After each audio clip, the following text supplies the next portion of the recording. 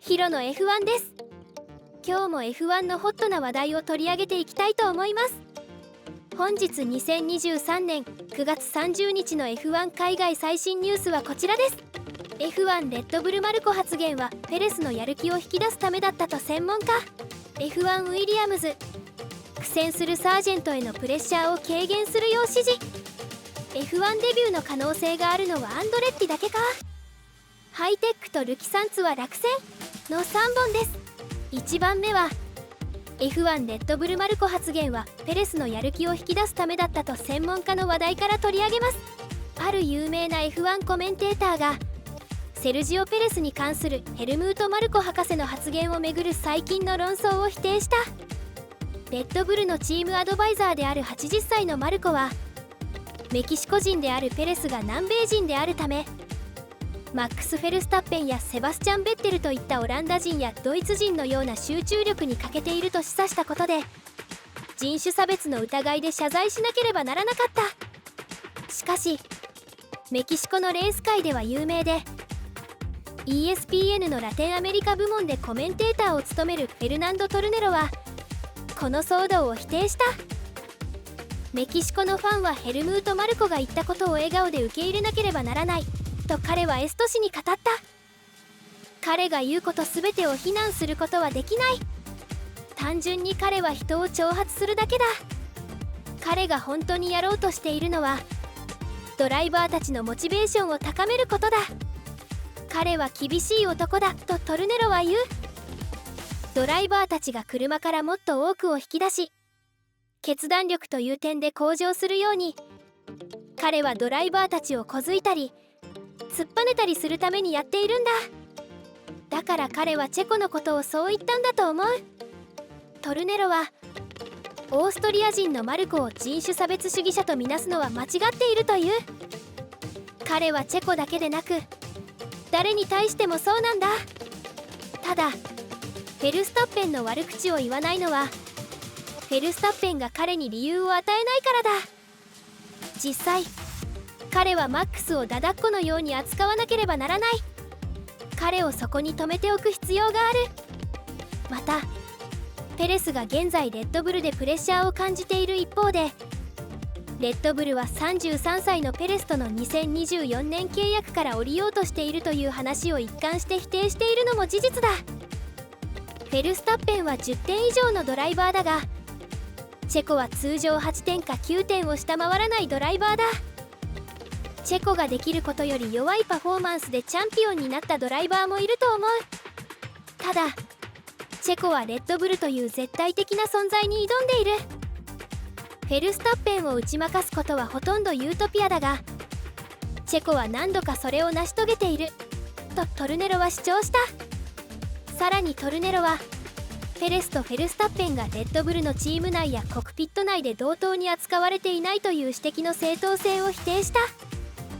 一人のドライバーはもう一人のドライバーと好みが違うから、チームが最もレースに勝てると思うドライバーに車を合わせようとするのは明らかだ。それがフェルスタッペンなんだと語った。ペレスのホームレースである10月末のメキシコグランプリを含め2023年には6レースが残されている。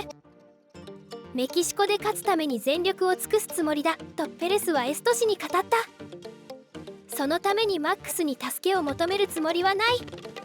それどころかその勝利は僕にとって何の意味もない。自分のためにやりたいんだ。ペレスは大変な思いをしていますが、前向きにメキシコグランプリでの優勝を狙っているようですね。地元メキシコでのペレス選手の活躍を期待します。次のニュースはこちら。 F1 ウィリアムズ、苦戦するサージェントへのプレッシャーを軽減するよう指示。前の代表カピートもアドバイスのニュースです。ウィリアムズの元チームボスは、後継者はローガン・サージェントのプレッシャーを取り除くべきだと語った。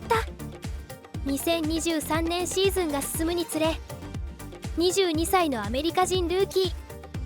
サージェントはウィリアムズの好調なトップドライバーアレックス・アルボンについていけず苦戦している。ザントフォールト以来サージェントは何度もクラッシュを喫しており、先週末の鈴鹿だけでも2度の大きなミスがあった。彼のシートは2024年のグリッドで未確定となっており、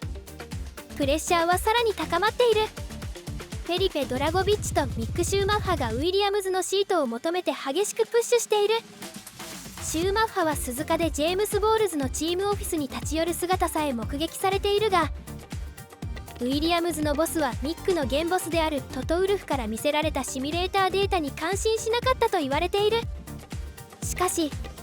チームのボスであるボールズが2024年に向けて選択肢を残していることは明らかだ。ローガンにはシーズン終了までに達成しなければならない明確な目標がある。イタリアのオートスプリント誌のコメントを引用している。我々は彼に成功してほしいから一緒に仕事をしている。来年も彼に車に乗ってもらいたい。私たちはまたあまりテストもせずに誰かを F2 から連れ出してそのシーズンでのベストを望んでいたことも理解している。ルーキードライバーにとってはとてつもなく難しいことなんだとボールズは付け加えた。メルセデスの元ストラテジーボスとして高い評価を得ていたボールズは今年ウィリアムズのチーム代表に就任したばかりだ。追放されたヨースト・カピートの後任として今年ウィリアムズのチーム代表に就任したばかりだ。カピートは今サージェントの状況にどう対処すべきかについてボールズにアドバイスをしている。昨年の F2 でもそうだったが、ローガンはプレッシャーの中でこそ強くなった。プレッシャーが彼を奮い立たせることを示した。しかし F1 ではもはやそのようなことはないだろうとカピートはフォーメル1に語った。カピートは続けた。プレッシャーが強くなればなるほどローガンはより多くのミスを犯すようになる。だからローガンをサポートするためにはプレッシャーを取り除き自由にレースができるようにすることが重要なんだ。サージェントはボールズやカピートの期待に応えられるでしょうか。プレッシャーのかからない状況ってなかなか作れなくて難しいでしょうけど頑張ってほしいですね。次のニュースはこちら。 F1 デビューの可能性があるのはアンドレッティだけか。ハイテックとルキサンツは落選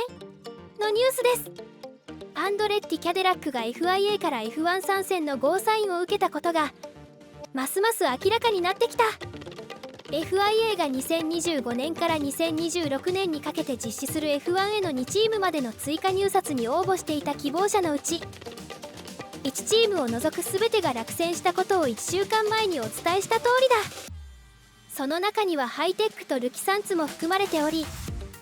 ルキサンツの CEO は現在の新規チーム参加費の3倍にあたる2億ドルを支払う能力があると語っていた。しかし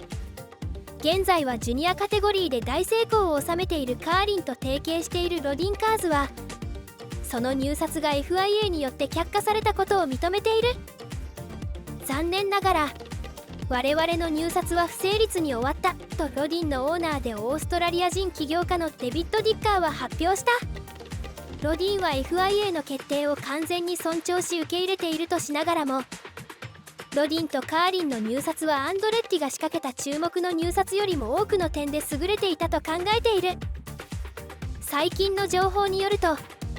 このプロセスの当初から予想されていたように成功するのはアンドレッティグローバルだけだ。 FIA のプロセスに参加できたことに感謝するとともにアンドレッティの成功を心から祈っている。いよいよアンドレッティの F1 参戦が正式に決まるのか楽しみですね。ちなみにアンドレッティグローバルのホームページはカミングスーンの記載があって何か期待できそうですね。今回の動画2023年9月30日の F1 海外ニュースは3本のお届けでした。最後までご視聴ありがとうございました。次回のヒロの F1 をお楽しみに。